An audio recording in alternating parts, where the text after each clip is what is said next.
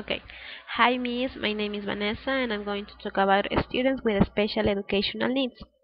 As a way of introduction, we have that in the past, people used to think that racial discrimination and physical disability were intellectual disabilities. But we all know that now it's not like that.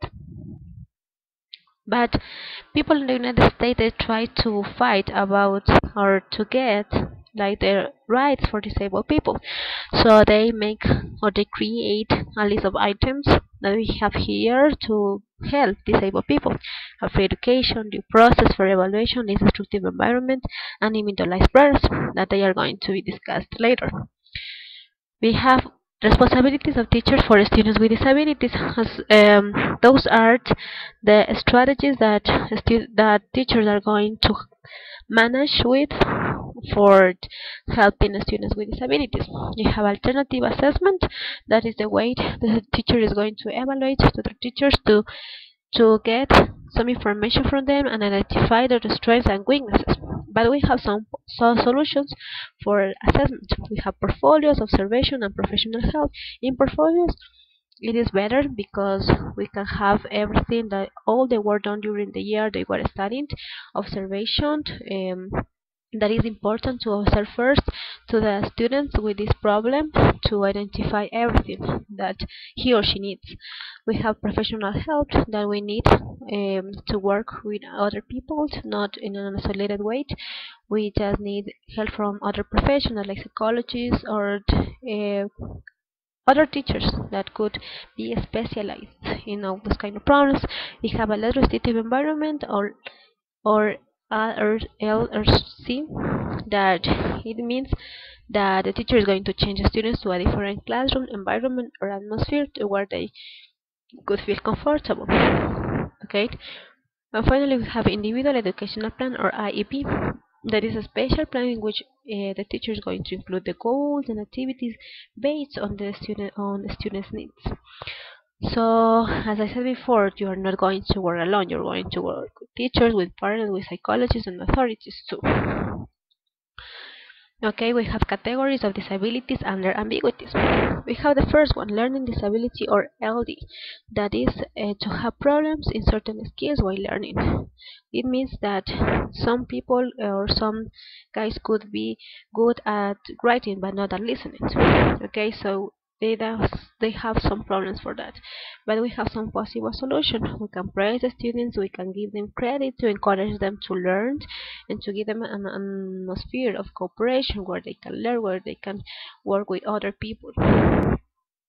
Attention deficit hyperactivity disorder or ADHD. These problems is related with behavioral problems, with that means without control. But we have some signs. We can recognize these problems when we see students that can't be sitting in one place and don't pay attention. They are just playing. They are just bothering to other classmates. They are trying to get everyone's attention in the class, but these all elements happen all the time. Okay, but we as teachers can help students with disorder, giving them clear rules. Intellectual disability. These intellectual disability are related with cognitive problems that are actually the difficulties they have to perform everyday activities like taking a shower or getting dressed or maybe brushing their teeth. Okay, but we have some solutions. We can give them more time to practice and participate in the class so they can get involved with everything, I mean with their classmates and also with activities. Have adaptive and functional skills. We have to create for them some interesting activities in which they could cooperate, they could help each other. In this way, they could learn better in a good environment. But we have also included students delivered in group activities. I said before, everything is socialization. Everything is socialized with everyone in class. Behavioral disorders. We have some behavioral disorders that is actually when students with these problems tend to damage everything. I mean everything, all the features of the classroom and also the class that the teacher is giving is always trying too hard also to another students. But we have some strategies. We can identify circumstances that cause inappropriate behaviors, like for example an illness, maybe could be if you can't like give them clear instructions. And also teach interpersonal skills. I know we all know that most of these people get along with songs, with interesting activities, with games. We have also fairness in discipline. It doesn't mean that you have to punish your students. It means that you have to get an evidence from them, like recordings. You can record to the students with these problems and later present this material to the authorities, so they like in a group they could see everyone's needs, so like all of this kind of problems. We have physical disabilities and sensory impairments. The first one we have hearing loss. That is like managing this problem is very difficult because some of them could have like a big difficulty hearing, but some of them like couldn't be like they just become deaf. Okay, so we have some signs to identify them, to identify this kind of problems. Actually, students have problems with writing and oral skills, and they perform, they create an ability to read lips, so we can identify it from this point. The strategies. How we have, as with teacher, we have some strategies.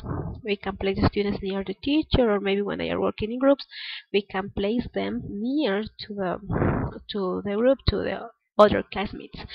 We have to avoid noise so they can't hear better. We can ask for understanding. We have always have to ask if they have understood what to do. And also the teacher have to use the creative material like charts or the handouts, and use also gestures that are important to convey meaning in giving instructions, giving some important information. Also, we have visual impairment that are, we have actually signs. They used to blink a lot, they used to read close to books, and they just like have itchiness in their eyes. But we have some strategies too. We can stick some big pictures on the board. If they want to read braille, we have to let them go. Okay, and also socialization, that is to get in groups and to get involved with all the students. Okay, as a final comment, I could say that we as future teachers have to get some knowledge about these kind of disabilities, because in the future we are going to face this kind of problems. So we actually know that we need the help for other people. We can't work like a like for ourselves, because it's going to be difficult for us to manage with this, because actually we don't have like the consequences, we don't know the problems maybe we could get like for doing something. So we always need also to ask for permission from authorities to do something with this kind of people. And also we have to differentiate between intellectual, behavioral, and all those kind of problems, because we actually like tend to think that disabilities are it's just one group. And so I think that is all, and thank you so much for your attention.